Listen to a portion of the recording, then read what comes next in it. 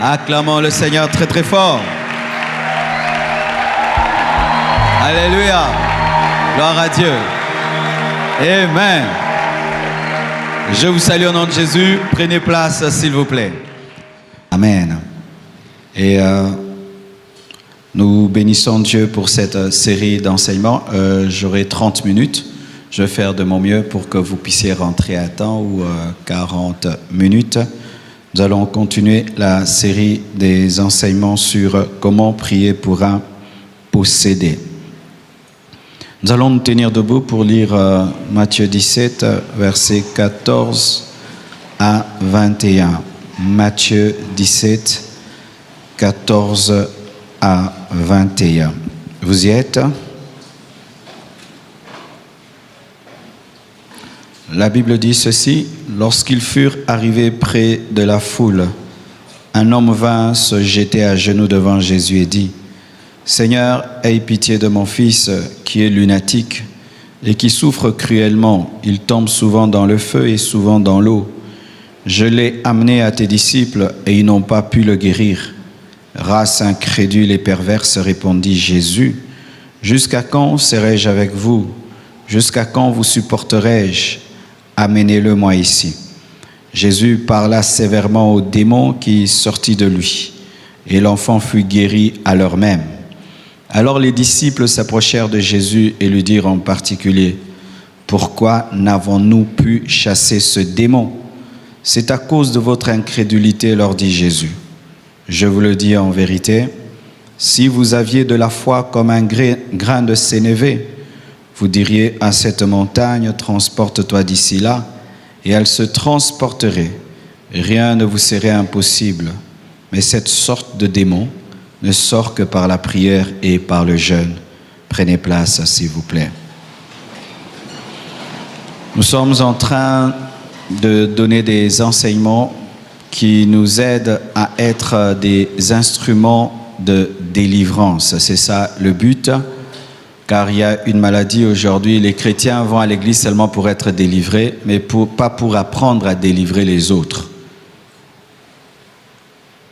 La première étape, c'est d'être délivré, mais la seconde étape, c'est devenir un libérateur. Car si tu es libéré sans savoir libérer les autres, tu n'es pas dans la volonté parfaite de Dieu. Et nous voyons là les disciples poser une question, pas pour leur délivrance, mais pour la délivrance des autres. Ils ont cherché à délivrer quelqu'un, mais ils n'ont pas pu. C'est alors qu'ils sont allés auprès du Maître pour apprendre à voir les secrets, pour prier pour la délivrance des captifs. C'est alors que Jésus-Christ va leur révéler un secret, le jeûne et la prière, la foi, pour délivrer un captif. Et je vous assure, mes frères et sœurs, que beaucoup de délivrances ratent à cause de l'ignorance, à cause d'un manque de sagesse. Les délivrances ratent parce que les personnes qui veulent être utilisées ne respectent pas certaines conditions. C'est pourquoi même une certaine église a réservé l'exorcisme seulement aux prêtres, mais ce n'est pas la parole de Dieu, parce que la Bible ne réserve pas l'exorcisme ou chasser les démons seulement aux ministres de Dieu. La Bible dit que tous ceux qui croient chasseront les démons.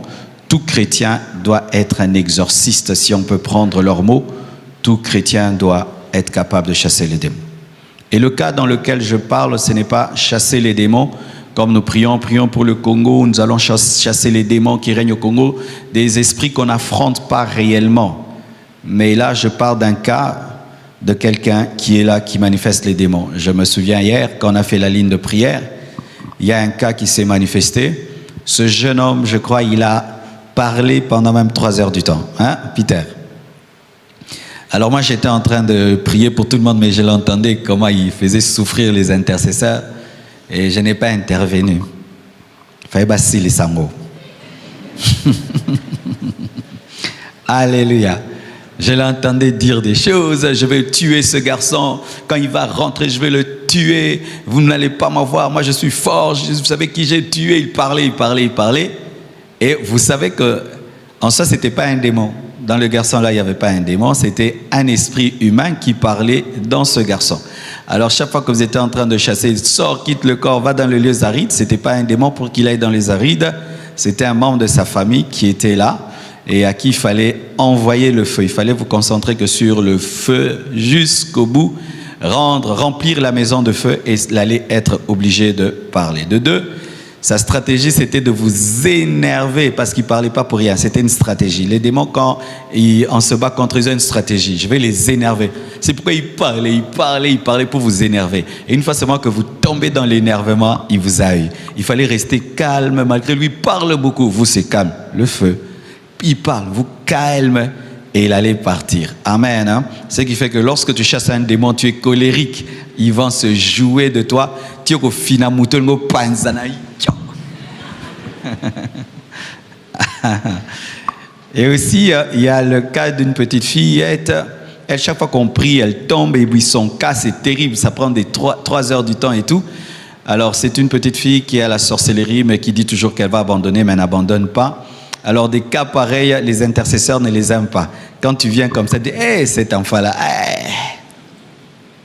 Alors, déjà, quand vous savez que quelqu'un ne veut pas être délivré et il manifeste les démons, il ne faut pas perdre votre temps à transpirer dessus. Il faut le réveiller. Hey, assieds-toi. Aujourd'hui, tu veux abandonner au lieu qu'on commence à courir pour rien. Amen. Hein?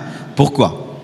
Lorsque vous êtes en train de prier pour hier, il y avait combien? 300 personnes, mettons. Satan peut envoyer 2 personnes seulement pour vous fatiguer et comme ça, vous ne priez pas pour les autres.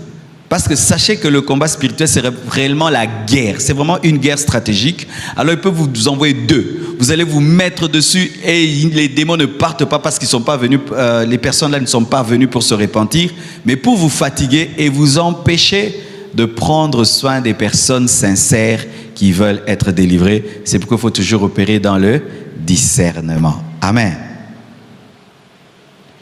Alors, pour ce soir, précédemment, j'ai enseigné qu'il faut la foi, il faut séparer la personne du démon, il ne faut pas causer avec les démons, il n'est pas nécessaire de demander toujours le nom du démon, il ne faut pas croire au démon, il ne faut pas prier par imitation, il ne faut pas faire des aventures ou prendre à la légère le combat, il ne faut pas chasser sans préparation, il faut éviter toute distraction, il faut veiller à l'unité et à la spiritualité des équipiers.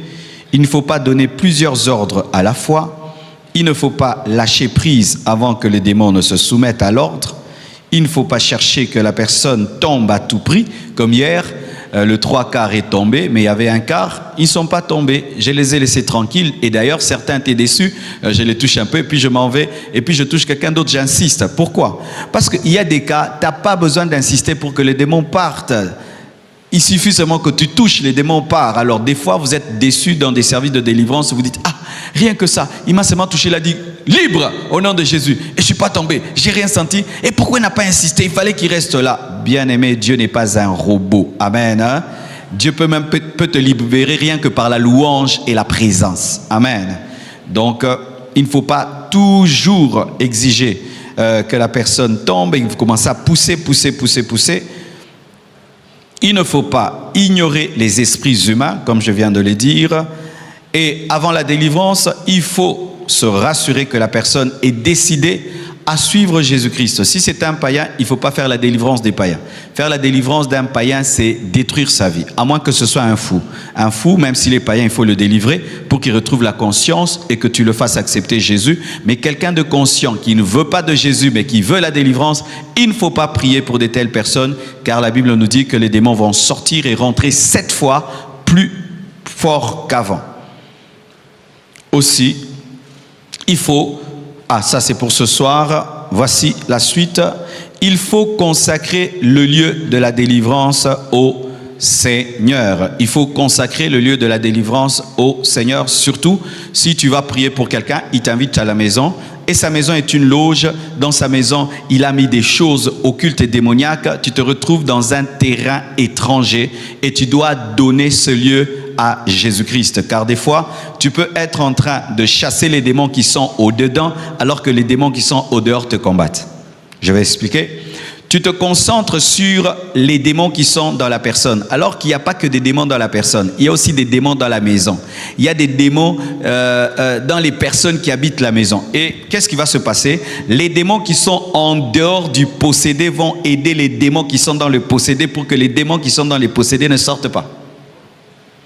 C'est pourquoi il faut donner le lieu au Seigneur. Si tu fais la délivrance en dehors de l'église, en dehors du lieu où tu es souvent pour prier, il faudrait que tu puisses consacrer le lieu. Si on t'a invité, pasteur, frère, viens prier pour nous, tu arrives dans un endroit, tu ne connais pas cette maison, tu ne sais pas ce qui se passe dans cette chambre, dis Seigneur, je te confie cette chambre, je t'offre cette chambre, je prends autorité sur tout esprit impur dans cette chambre, je chasse tout esprit impur dans cette chambre, toute force de ténèbres contraire à cette délivrance, je la lis, je la paralyse et je la chasse au nom de Jésus-Christ. Pourquoi? Le combat dans la délivrance n'est pas toujours un combat intérieur, il est aussi extérieur. Des fois, des forces qui sont en dehors de la personne, mais dans le lieu de l'intercession, peuvent attaquer celui qui prie. Amen. Donc, il faut consacrer le lieu au Seigneur et délivrer le lieu. Amen.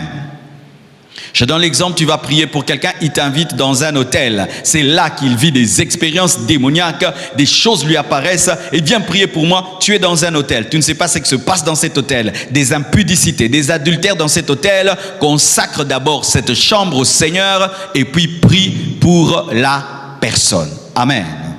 Il faut consacrer le lieu au Seigneur. 2, il faut discerner les bijoux et les habits que porte la personne, car il y a des gens qui, lorsqu'elles viennent à la délivrance, portent des bagues qui sont démoniaques, des bijoux qui sont démoniaques, des habits qui sont démoniaques, des boucles d'oreilles qui sont démoniaques. Celui qui prie pour la délivrance, tu dois observer la personne. J'ai vu des jeunes hommes venir dans la délivrance, ils portent un polo avec une tête de mort. Ils portent un polo avec des signes sataniques. D'autres filles qui portent des bagues qui sont des chapelets. Il faut le dire, enlève ta bague chapelet, enlève ce bijou qui est démoniaque. Et si l'habit est mauvais, dis-là, va te changer et puis tu reviens. Amen.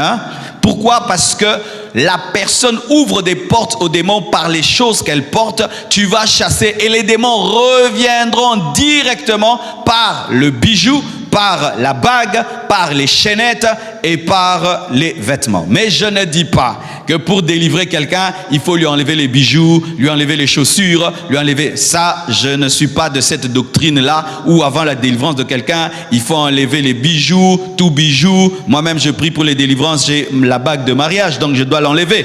Les démons n'habitent pas les bijoux. Amen. Mais il y a certains bijoux qui sont démoniaques. Il y a certains vêtements qui sont démoniaques. Amen. Mais il ne faut pas en faire une loi où on enlève tous les bijoux. Mais aussi, je remarque, dans certains endroits, on demande même, on coupe même les mèches des femmes. Il y a des doctrines qui viennent, il paraît que les mèches viennent du monde des ténèbres. Si tu portes les mèches, ce sont des portes d'entrée. On coupe même les cheveux des femmes, on enlève les mèches des femmes.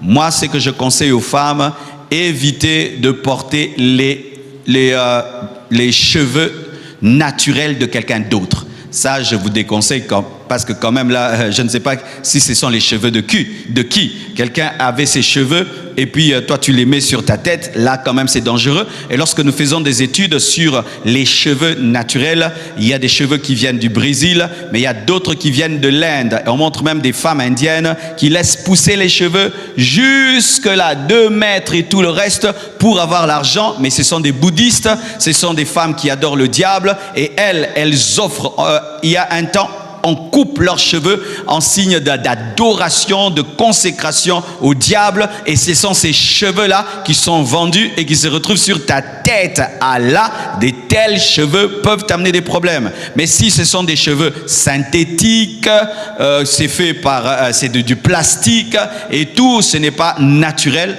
Là, j'ai pas de problème, de peur d'être extrémiste. Amen. Sinon, on va pas mettre de parfum ni d'huile. Amen. On sera bio. Ah oui, vous qui prêchez, ah, les mèches, ce sont les démons.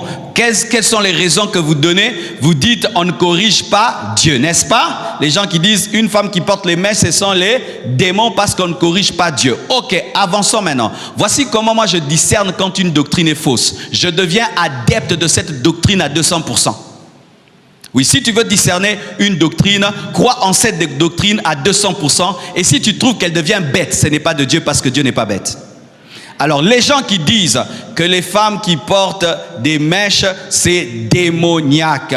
Ok, avançons. Moi, je dis que certaines mèches sont démoniaques lorsque ce sont des cheveux naturels d'une vraie femme et qu'elle a offert au diable, a fait un culte aux idoles. Là, je vous déconseille. Mais ce qui est artificiel, synthétique, ben, il y a des femmes qui ont des mabandis. Vous savez ça? Vous savez, c'est facile de parler des femmes sans avoir la vie des femmes. Hein? Un homme qui se tient là, les femmes. Tu es une femme? Toi, tu connais la réalité d'une femme? Regardez même mes cheveux là, ce sont des cheveux naturels. Hein? Pour les peigner,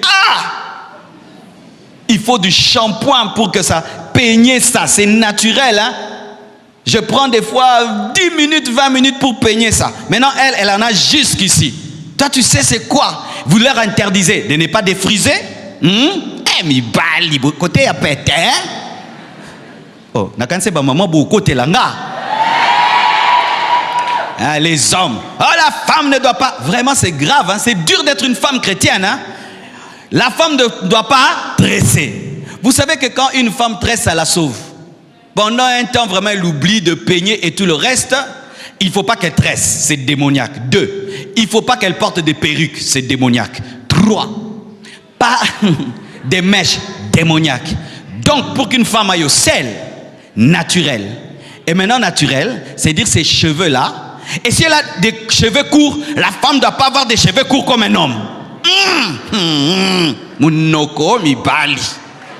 Maintenant, ces cheveux-là, elle doit avoir des cheveux comme moi, jusqu'ici. Tu sais c'est comment? Tu sais comment on entretient des cheveux comme ça?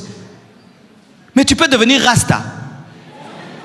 Mais oui, c'est du travail à un niveau comme pas possible. Des fois même les peignes ne peuvent pas passer si elle n'a pas défrisé. Ça va casser le peigne, surtout les cheveux des Africaines. C'est ça, vous prenez des versets des blancs, vous donnez aux noirs.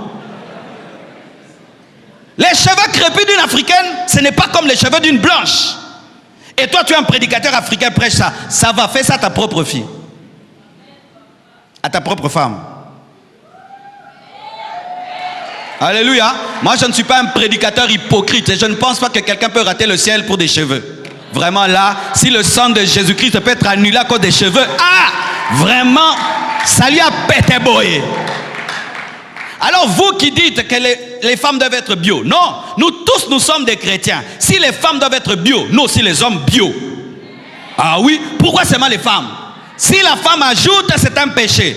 Frère, quiconque s'est mis un parfum, tu as péché. Il faut que tu aies solo anzoto. Quiconque s'est mis du parfum et de l'huile, tu as péché. Mettez l'huile naturelle, l'huile de palme, là tu es bio. Tu as mis du Nivea, tu as péché. Tu t'es parfumé, tu as péché. Tu as brossé les dents, tu as péché. Hein, parce que c'est synthétique. Alléluia. C'est facile. Ne coupez pas les ongles, laissez pousser. Laissez pousser les ongles. Vous avez corrigé Dieu. Vous avez corrigé Dieu. Laissez pousser la barbe. Laissez pousser. Ne corrigez pas Dieu.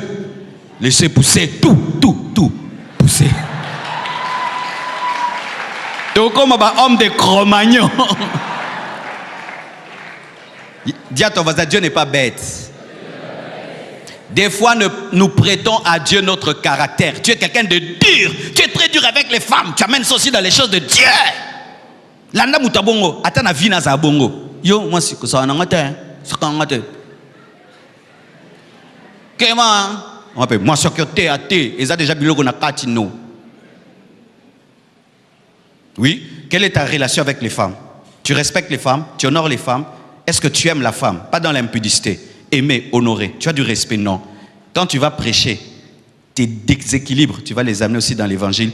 Parce qu'on prêche ce qu'on est. Ouais, c'est comme ça, je vous dis la vérité. Si déjà tu as du mépris pour les femmes, tu vas chercher les versets qui les méprisent. Si tu honores les femmes, tu vas chercher les versets qui les honorent. Parce que nous prêchons avec les lunettes de notre expérience. Tu verras plus les versets que la femme ne prêche pas. Mais l'autre verra, il n'y a ni homme ni femme. Tout c'est dans la Bible, non? Nous nous révérons au ciel pour continuer ces débats.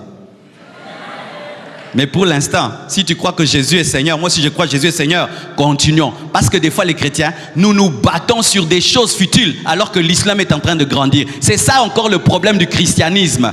Partout où l'islam a dominé en Afrique, il y avait le christianisme. Les chrétiens sont tombés dans des discussions bêtes. Les mèches, les cheveux, la femme prêche, la femme ne prêche pas, l'islam avance et l'islam a eu le terrain. Vous êtes en train de vous battre sur Pâques avec S ou Pâques sans S. C'est ça le problème des chrétiens.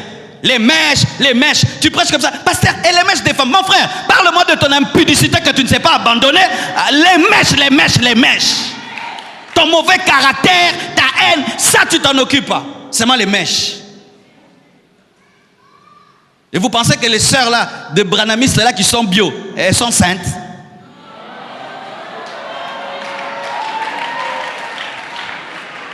Moi je parle à moi.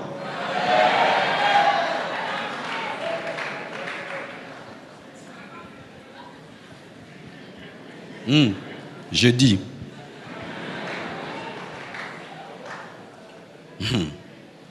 Avançons. Alors, je disais, il faut veiller sur les bijoux. Certains bijoux, pas tous les bijoux. Amen. Hein?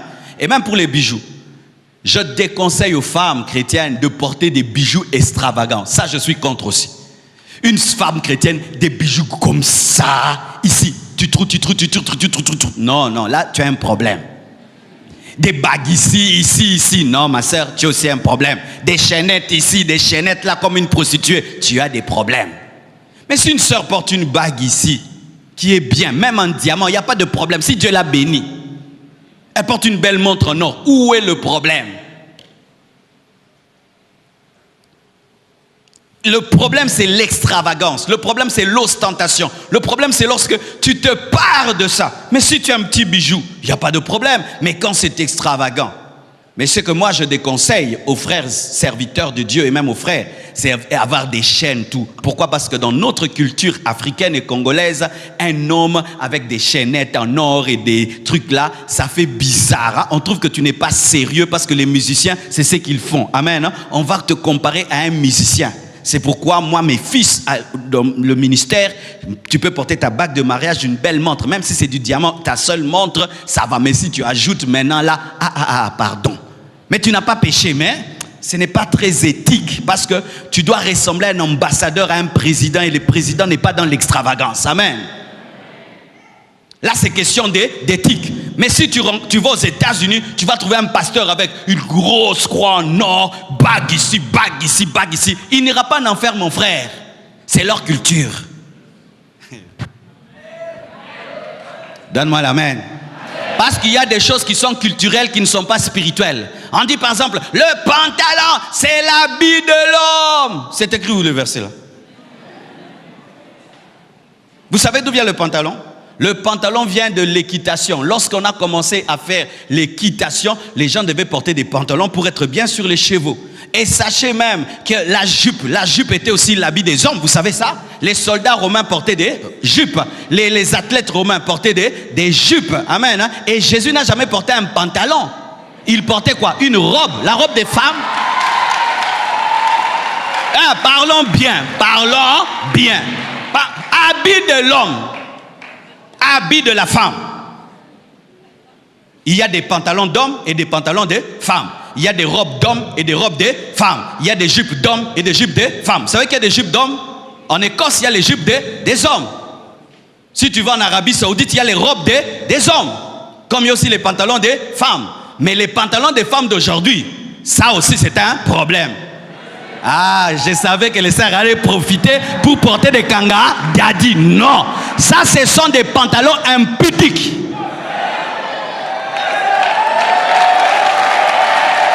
Donne-moi la main. Des pantalons qui commencent tous ici. Qui serrent tout. C'est comme si vous avez porté une peinture bleue. Non, ça ce n'est pas un pantalon. Ça c'est un collant. Oui, ça ne sont pas des pantalons. Quand je parle de pantalon, c'est un habit qui couvre tes pieds, mais cachant tes formes. Cachant tes formes. Cachant tes formes. Cachant tes formes.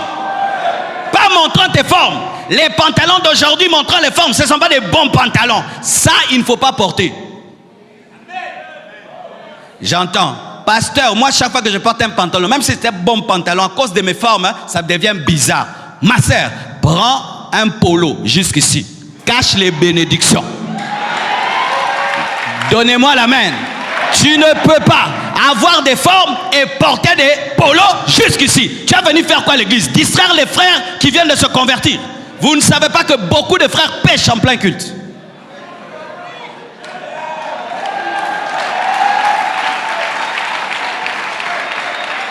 Alléluia. Si c'est un pantalon qui cache tes formes, moi je n'ai pas de problème. Mais si c'est un pantalon qui montre tes formes, ça c'est un pantalon impudique. Parce que si nous disons, le pantalon c'est démoniaque, c'est facile de prêcher ça au Congo. Va prêcher ça au Canada. Vous savez qu'au Canada, ils atteignent des fois moins 26 degrés. Je vais t'expliquer moins 26 degrés c'est quoi. Dans le frigo c'est 0 degré. Au Canada, on atteint 26 degrés. Maintenant, 26 degrés en pagne. Au bel rhumatisme. Quand même, au Canada, tu vas dire, les femmes ne peuvent pas porter les pantalons. On va dire, parce que reste dans les beaux mots. On est au Koufa. Donc, on y va mater, il y a maté, au même Québec. Attends, comment, poto kuna no terre bango, petit comme pantalon wana. Au bima musenzi. Ils viendront te dire, ok, homme de Dieu, tu as dit que porter le pantalon c'est mal. Maintenant, il fait moins 26 degrés, je vais faire comment? Ton Dieu a dit que je meurs de rhumatisme. Tu vas te sentir tout bête. Alors si le pantalon n'est pas un péché au Canada, il est péché au Congo, un péché qui se déplace.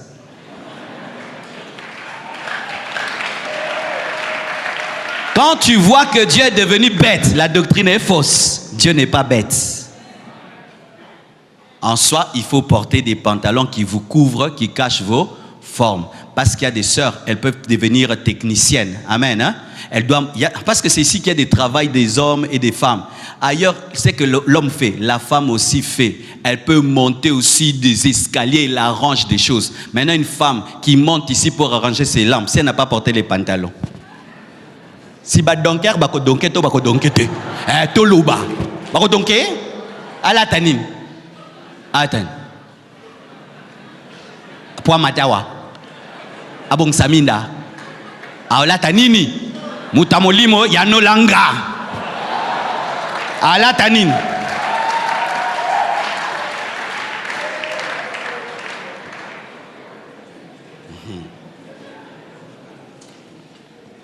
Vous savez qu'une femme peut être astronaute. Si tu es astronaute, tu dois porter le scaphandre. Vous connaissez le scaphandre? C'est en jupe. Tu vas t'envoler dans l'espace. Et dans l'espace, les habits montent. Hein? Devenir chrétien, ce n'est pas perdre le cerveau. Devenir chrétien, ce n'est pas perdre le cerveau. Devenir chrétien, ce n'est pas perdre le cerveau. Et c'est que je remarque souvent, nous nous attachons à des toutes petites choses qui n'ont rien à voir avec le salut. Mais les choses qui tiennent le salut, nous ne nous attachons pas à ces choses comme l'amour, l'humilité, le pardon, l'évangélisation, l'intercession, miracle, guérison. Là, on n'est pas. Mais on est dans des petits détails de rien du tout.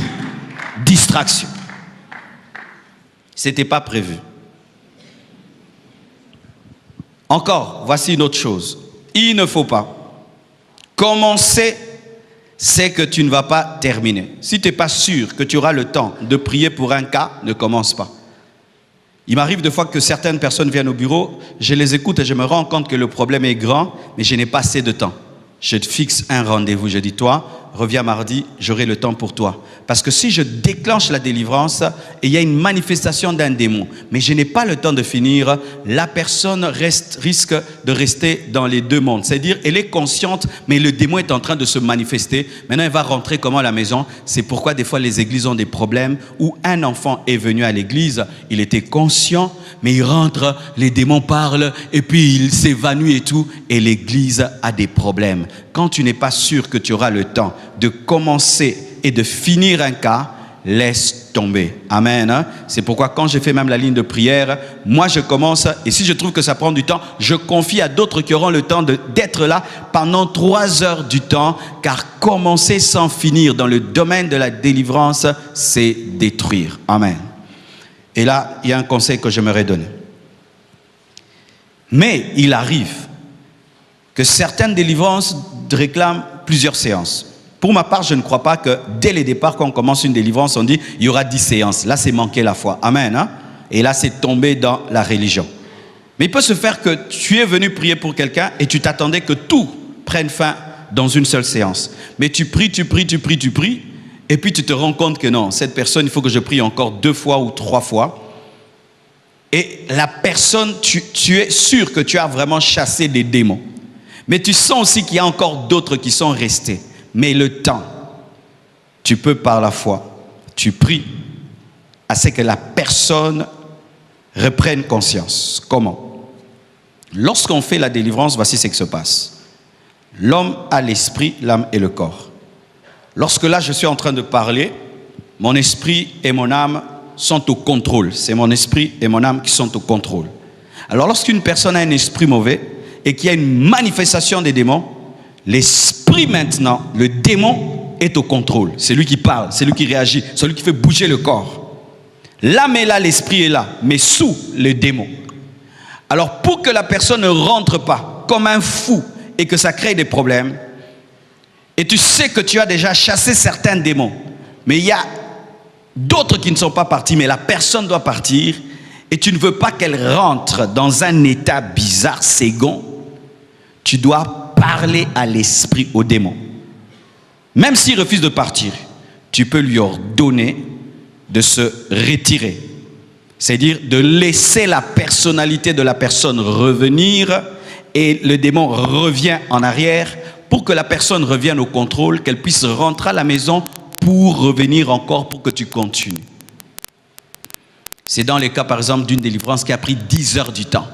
Et la personne est fatiguée.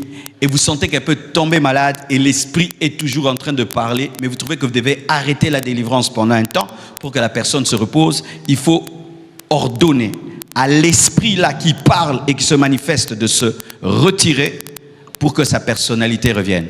Et si l'esprit la refuse et veut rester au contrôle pour fatiguer la personne et vous amener dans un long moment alors que vous devez arrêter, des fois il faut seulement parler directement à la personne. Supposons qu'elle s'appelle Jancy, tu dis Jancy.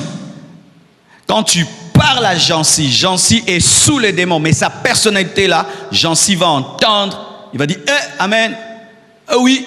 Et puis quand il revient, le démon doit se soumettre sous sa personnalité, comme ça il peut se réveiller. Et tu dois vérifier bien, avant que la personne rentre à la maison, si c'est Jancy qui est là. Jancy, comment ça va? Est-ce que tu vas bien? Quand on priait pour toi, tu sentais quoi? Et tu peux savoir que là c'est le démon qui parle, ou c'est Jancy, mais ne laissez pas quelqu'un rentrer sans être sûr que c'est sa personnalité qui est sous le contrôle. Elle peut rentrer là, et puis on la tamponne, ou elle rentre à la maison et commence à détruire des choses, et puis on dit à l'église, on a fait ceci, on a fait cela. Donc mes frères, ce n'est pas un travail à faire comme ça, il faut être méticuleux, il faut bien faire les choses, parce que le monde des esprits existe réellement. Amen, hein? Il existe réellement. Et des fois, dans certaines délivrances, lorsque tu pries, la clé de la délivrance n'est pas dans ton autorité ou quand tu chasses. La clé de la délivrance est dans la personne qui a les démons. C'est à elle de chasser les démons, c'est à elle de renoncer, c'est à elle de prendre autorité. Mais la plupart des temps, lorsque tu chasses un démon et il comprend que tu as compris que c'est la personne elle-même qui doit chasser et qui doit renoncer, tu vois, les démons refusent de libérer la langue de la personne et c'est lui toujours qui parle et empêche à l'autre de parler. Il faut le faire taire et tu appelles l'esprit de cette personne et tu dis avec moi, au nom de Jésus, démon, quitte ma vie, quitte maintenant, je renonce à toi, va-t'en. Et quand tu l'amènes lui-même à renoncer aux démons, à chasser les démons, tu vois la personne être délivrée parce que des fois certains démons restent parce que la personne elle-même ne les a pas chassés. On appelle ça l'auto-délivrance. Amen. Hein? Alors ne travaillez pas toujours de manière mécanique où vous voulez toujours sors. Non, des fois c'est elle-même. Par exemple, un mari de nuit, une femme de nuit, c'est comme un mariage. Le démon de mari de nuit se comporte comme un homme marié à la personne. Moi, quand je rencontre un tel esprit, j'amène la personne à divorcer, à dire je ne suis pas ta femme, je ne suis pas ton mari, va-t'en. Et tu vois le démon pleurer comme une femme babouillée. C'est terrible ça. Mes frères et sœurs, c'est pourquoi quand même on prie pour vous. Vous ne devez pas être passif. Autant que vous pouvez, dans votre cœur, chasser les démons, implorer Dieu, parce qu'il faut aussi que tu participes, mais que tu ne sois pas passif. Amen. Donc, il ne faut pas. Comme on sait, c'est qu'on ne peut pas terminer. Et aussi, il faut te faire assister quand tu te sens en danger. Quand tu te sens en danger, fais-toi assister. Si la personne est violente, donne des coups. Si, comme j'avais dit, je crois, vendredi passé, tu vois la sœur se dénude et tout, tu te sens séduit par la femme, tu te sens séduit par le garçon, ou tu vois vraiment qu'il a une force, il veut te taper.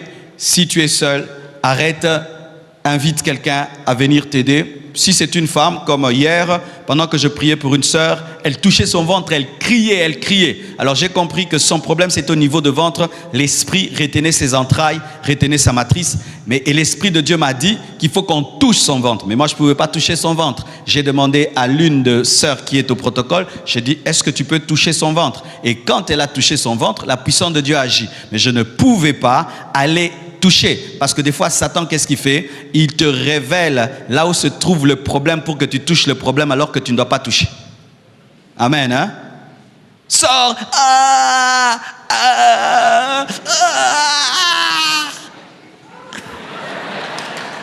Bah, katolo boko, frère. Katolo loboko. Ah non, mais le diable, c'est vraiment un rusé. Hein? Les démons sont ici, tu chasses ici, c'est ici, ça, ici. Frère, démon promeneur. Lorsque tu te sens en danger, fais-toi assister. Si pendant que tu es en train de prier pour quelqu'un, surtout dans les cas où la délivrance prend du temps, tu commences à ressentir un faible envers ces garçons ou cette fille, il faut arrêter la délivrance, tu demandes à quelqu'un d'autre de continuer parce que Satan sait. Satan sait. Je me souviens une fois, je suis allé prier pour une fille.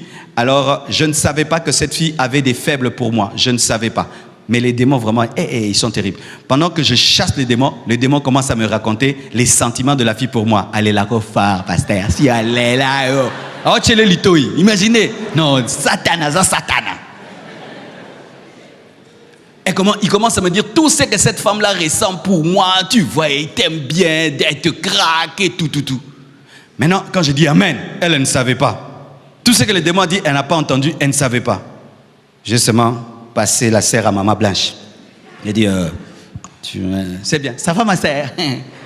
Elle ne sait pas que je sais ce qui était dans son cœur. Mais si tu es maintenant faible et le démon t'a révélé les vrais sentiments de cette femme et toi tu continues une telle délivrance, sache déjà que tu es sur le chemin de la mort. Sachez ceci, lorsqu'il y a la révélation, Dieu ne protège plus.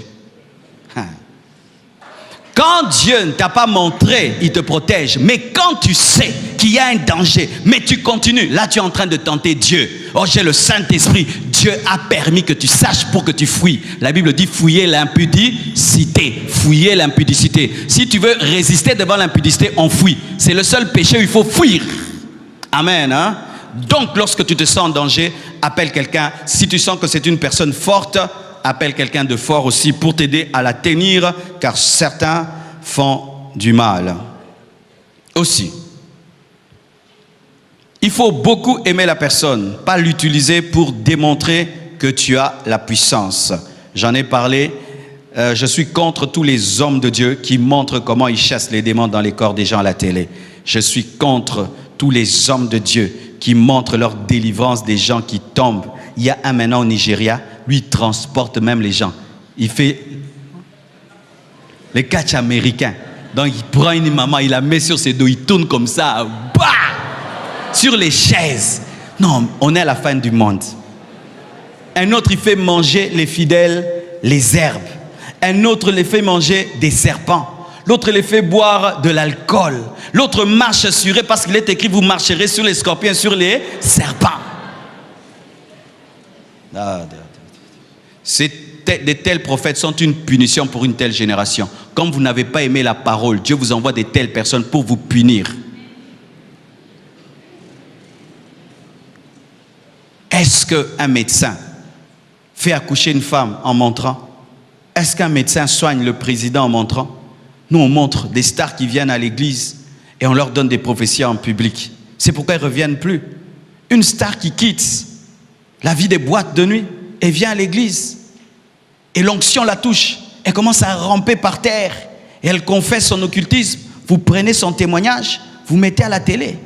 Vous pensez que Dieu a besoin de ça? Jésus, des fois, faisait des miracles et disait, ne le dis pas. Ce ne sont pas tous les miracles qu'il faut dire. Des fois, les gens disent, pasteur, mais pourquoi il n'y a pas tout le temps de témoignages? Mais il y a des gens qui viennent témoigner au bureau, mais il ne veut pas qu'on sache. C'est entre toi et lui. Un homme de Dieu n'a pas besoin tout le temps de prouver que Dieu l'utilise. Quand tu as ça, tu es malade, tu as un problème de complexe d'infériorité, tu n'es pas sûr de toi. Amen, hein? L'onction, même si tu ne démontres pas, les gens sentent quand tu as l'onction. Ils sentent. Amen. Hein? Mais tout le temps montrer. Regardez-lui, j'ai prié pour lui. Regardez-lui, j'ai prié pour lui. Toi, frère, toi, Dieu t'a utilisé. Dieu m'a utilisé pour toi, tu n'as pas dit. Monte ici, monte ici, monte ici. Dis, c'était comment?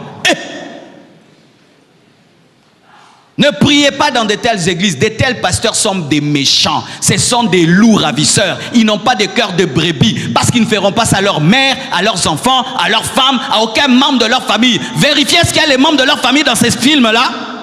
Il y a leurs membres de famille. Dans ces films-là où les gens tournent et tout. Il y a les membres de famille.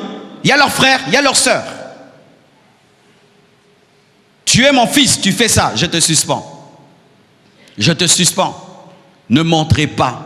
Faites les choses dans l'amour et dans la discrétion. Amen. Hein?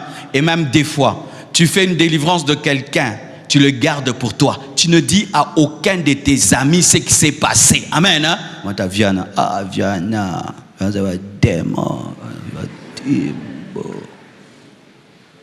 ça va lui arriver aux oreilles et tu vas perdre ton autorité.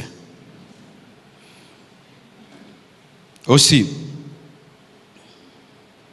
des fois, il faut arrêter la délivrance pour poser des questions, car des fois, la clé d'une délivrance n'est pas dans l'autorité, mais est dans la révélation. Je répète, des fois, il faut arrêter de faire une délivrance afin de poser les questions, car des fois, le secret de la délivrance de la personne n'est pas dans l'autorité, mais est dans la révélation. Où tu pries, il y a un blocage, arrête, cause avec la personne, elle peut te révéler un détail qui peut t'aider. Amen. Hein? C'est pourquoi moi, avant de prier pour quelqu'un, j'aime causer. Dernièrement, je devais prier pour quelqu'un. Je voulais déjà, Dieu m'a dit cause. Pendant qu'on parlait, une phrase est sortie de ma bouche qui n'était pas prévue. Je lui pose la question seulement sur le pardon. J'ai dit, est-ce que tu as un ennemi? Quand seulement je cite le nom ennemi, la personne, le visage change. Elle commence à trembler. Elle commence à pleurer. Elle avait une haine contre quelqu'un qui lui avait fait mal. Donc c'était son plus grand problème. Elle était venue pour un autre problème, alors que son problème n'est pas le problème qu'elle pensait être son problème. Son problème, c'était la haine. C'est comme Saoul qui va auprès de Samuel pour retrouver les ânesses de son père, alors que c'est la royauté qui le cherche. Il y a des gens qui peuvent venir auprès de toi pour la délivrance de tels problèmes, alors que leur problème n'est pas ce problème-là. Le problème est ailleurs. Et c'est dans la révélation que tu découvres le vrai problème qui engendre les autres problèmes. Amen. Quelqu'un peut venir, prie pour moi, j'ai un esprit de maladie, pas tu imposes la main. Mais il se peut que sa maladie est causée par quoi? Par la rancune. Parce que la rancune donne des maladies psychosomatiques, la rancune ouvre des portes aux démons. Alors toi tu vas traiter le problème de la maladie alors que la rancune a engendré la maladie. La révélation. Amen. Une autre chose, il faut que la personne liée participe par la repentance, le renoncement et l'auto-délivrance. Des fois, c'est une partie que nous n'aimons pas trop parce que nous, des fois, on tombe dans le piège d'aimer trop les manifestations des démons. Alors, il est possible qu'il y ait manifestation des démons sans que les choses ne se fassent en règle. Parce que les démons, quand il y a le feu et la puissance de Dieu, ils se manifestent toujours. Mais ils peuvent se manifester pour ne pas partir. Ils peuvent se manifester seulement pour se vanter et se révéler qu'ils sont là sans partir. Alors, il faudrait préparer la personne à une vraie repentance. Si vous voyez aujourd'hui au Congo, on prêche sur la délivrance, c'est plein partout. Mais vous ne voyez pas le Congo changer parce que le message de la délivrance n'est pas précédé du message de la repentance. Si vous voyez aujourd'hui au Congo, partout délivrance, démons, démons, mais vous voyez les gens ne peuvent être transformés. C'est parce qu'on parle seulement de chasser les démons, mais on ne parle pas de la repentance. Même lorsque tu vas voir un médecin pour être opéré, il prépare l'opération. Il va te mettre sous antibiotiques, il va te mettre peut-être même des fois on dit il faut que tu fasses un régime, il te prépare à la délivrance. Mais au Congo c'est quoi? Libre, libre, libre, libre, out, out, out, out. Out dans la vie de qui? D'un impudique, d'un sorcier, de quelqu'un qui vit dans l'inceste, de quelqu'un qui est dans la masturbation, de quelqu'un qui est dans la pornographie. Vous voulez chasser quoi? Il doit d'abord renoncer à la pornographie, renoncer à la masturbation, renoncer à la prostitution, renoncer à la femme d'autrui, au mari d'autrui. Il doit même des fois rendre des biens. Vous savez ça? Oui, remettre les choses que tu as volées. C'est pourquoi la délivrance de beaucoup d'autorités rate. Pour Bazabilo Rabat. Oh oui.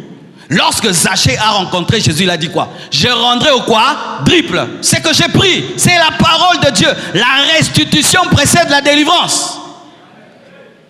Mais tu es en train de rechercher la délivrance. La voiture que tu es là, tu as dans ta maison, c'est la voiture d'une femme. Son mari lui a arraché sa voiture pour te donner à toi, mais tu es ici, tu cherches la délivrance. Va rendre cette voiture, tu seras délivré. Pourquoi en Europe les gens ne sont pas délivrés? Ils ont des faux noms. Ils s'appellent Kabongo, mais dans les papiers, Kabamba. Il va être délivré. Quand on chasse, demande quitte Kabamba. Il dit t'es comme Kabongo. Quitte Kabamba, Kabongo. Quitte Kabamba, Kabongo. Ok, n'est-ce que pas et pas Kabamba, to Kabongo. Vous comprenez ça? Tu as un mensonge dans ta vie, un grand mensonge, un grand mensonge, un grand mensonge. Tu es tout le temps en train de jeûner, tout le temps en train de prier, tout le temps en train de prier. Mais ce grand mensonge, tu ne l'as jamais dit. J'en ai pris comme tu veux, tu ne seras pas délivré. Pourquoi? Le diable est le père du mensonge. Et quand tu es dans le mensonge, le diable règne en toi. Vous voyez le problème maintenant? Pourquoi les gens ne sont pas délivrés? Moi, quand je suis venu à Jésus, je mentais comme pas possible. Dieu m'a dit d'aller dire la vérité. J'avais menti que mon père c'était Ken Wadondo.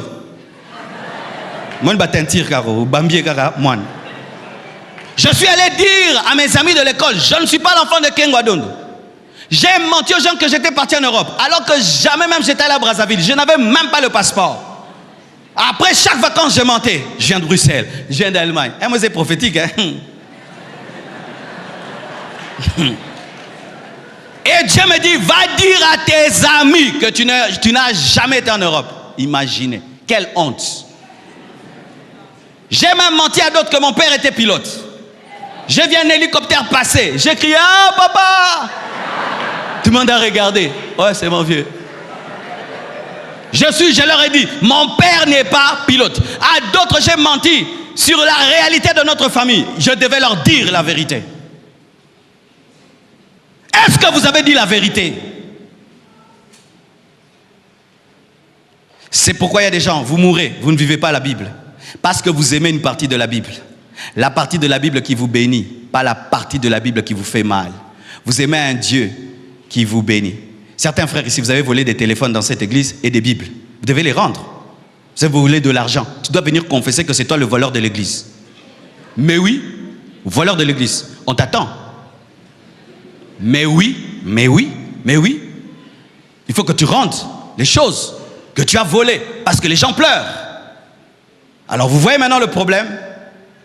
C'est pourquoi nous sautons la partie repentance et renoncement. Directement, nous allons dans jeûne, prière, parce que là c'est facile. C'est facile de se priver de nourriture, difficile de se priver du péché. C'est facile, mes frères, de ne pas manger. Il y a des gens qui n'ont pas d'appétit naturellement. Angoliate?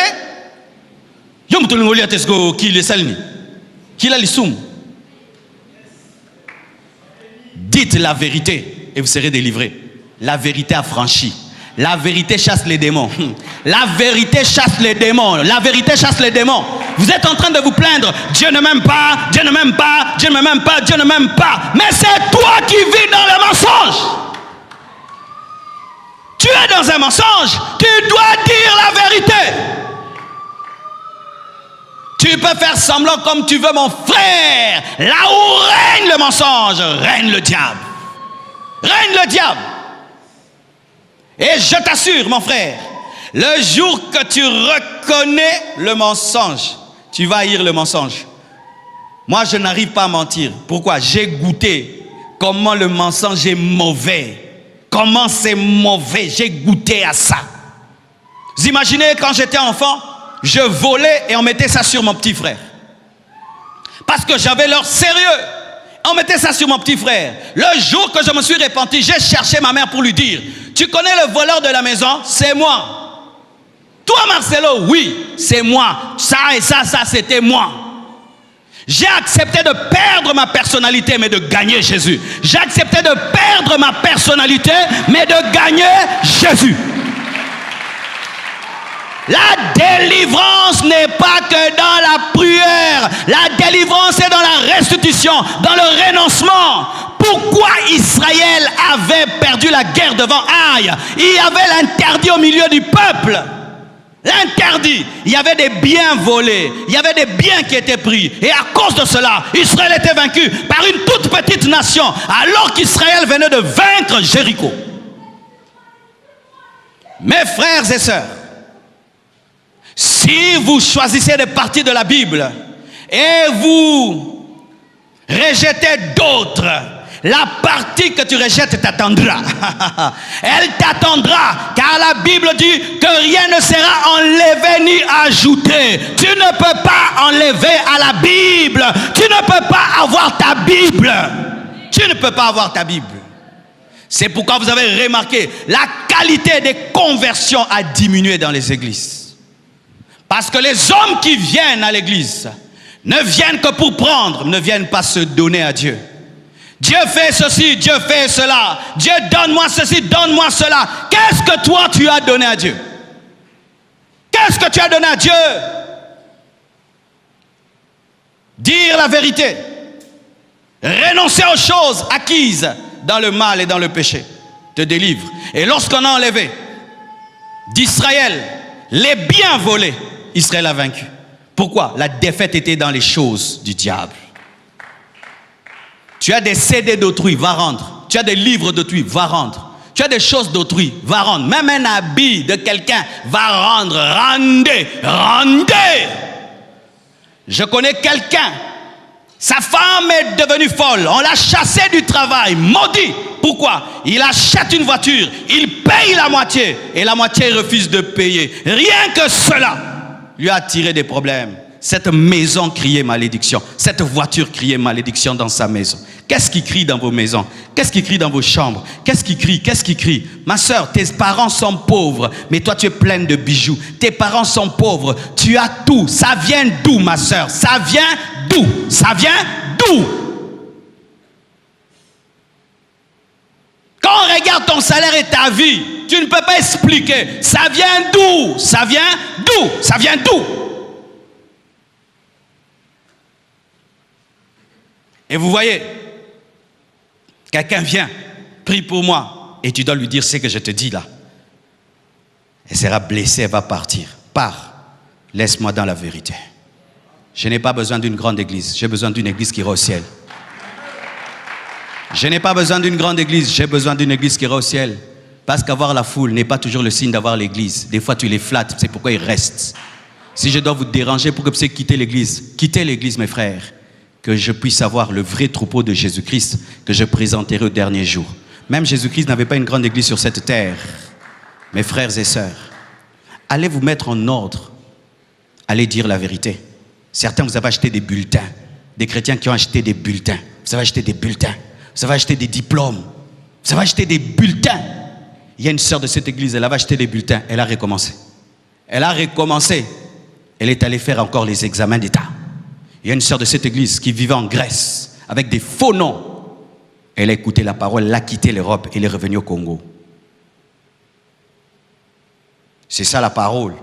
C'est ça la parole.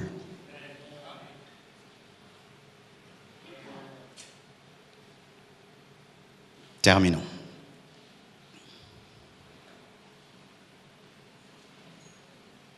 Quand la force spirituelle te manque, ne va pas en guerre. On n'est pas fort tous les jours, mes frères. Et il faut savoir le reconnaître. Il y a des jours où, spirituellement, je sens que je suis très fort. Mais il y a d'autres jours, je sens que je dois me reposer pour une autre guerre. Il faut être conscient. Aujourd'hui, si tu me demandes de faire une ligne de prière, je ne saurais pas faire. Parce que hier, de 17h à 20h, j'étais ici. Et quand je suis rentré, j'avais des maux de tête, des maux de pieds. C'était physiquement, c'était dur. Et spirituellement, beaucoup est sorti. Et si ça sort, ça doit rentrer. Ah oui, Jésus a dit, j'ai senti une force sortir. Donc quand ça sort. Et ça doit revenir. Mais il y a souvent un problème. Les gens s'habituent à faire des choses. Il n'y a pas le moment de sortir et de restaurer. De sortir et de restaurer. Quand tu sais que tu as fait sortir, beaucoup sortir, tu dois prendre le temps de faire rentrer. Amen, hein? Mais si tu ne fais que sortir, faire sortir, un jour tu auras une prise d'air spirituel. C'est-à-dire, tu te retrouveras devant une force de ténèbres, mais tu es à sec et ça va te causer un dégât. C'est pourquoi il faut toujours avoir l'humilité. Amen, hein? L'humilité. Ou quelqu'un dit, prie pour moi. Tu sens, non, frère, reviens demain. Aujourd'hui, je suis fatigué, je ne peux pas. Il y a des fois des frères, quand j'ai fini là, je te priais pour tout le monde. Ils me suivent, prient pour moi. J'ai dit, frère, là vraiment, je suis fatigué, je prierai pour toi. Je ne veux pas opérer dans la chair, je veux opérer dans l'onction. Amen.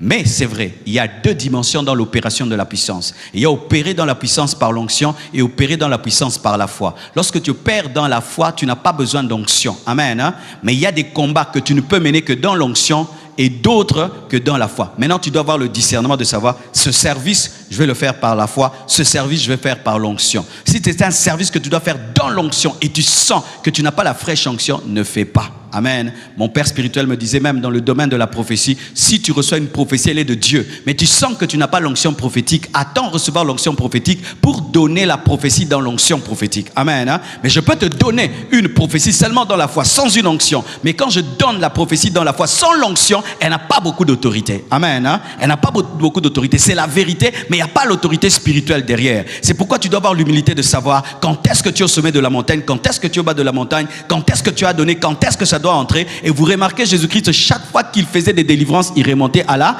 montagne. Pourquoi? Pour se ressourcer. Pour se ressourcer. Même les souverains sacrificateurs, lorsqu'ils venaient d'offrir, ils devaient se purifier. Pourquoi? Parce que tu as donné. Ça sort vraiment. Tu sens que c'est sorti. Amen. Hein? C'est pourquoi même dans l'église, vous devez avoir cette habitude-là. Comme par exemple, vous connaissez le programme de l'église. Hier, vous savez, le pasteur était venu ici de 17h à 20h.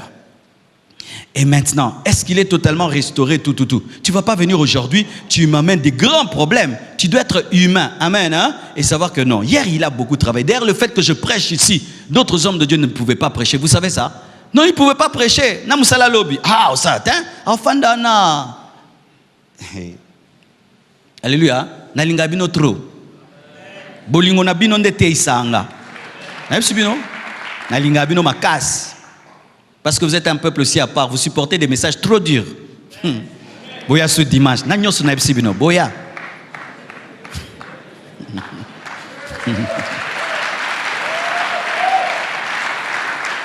Il y a quelqu'un qui m'a dit, mais comment tu as une grande église avec tout ce que tu dis là, ils reviennent comment j'ai dit, ils sont bizarres. Amen. Mais il faut aussi étudier l'homme de Dieu. Jésus-Christ dormait dans la barque, lui le Fils de Dieu. par essence, il dormait. Pourquoi? Le corps était fatigué. Et des fois, tu peux avoir l'onction, mais le corps est fatigué. Mais comme l'onction habite dans le corps, il faut aussi te reposer quand le corps est fatigué. C'est pourquoi, cher homme de Dieu, des fois, il faut beaucoup dormir. Dites beaucoup dormir.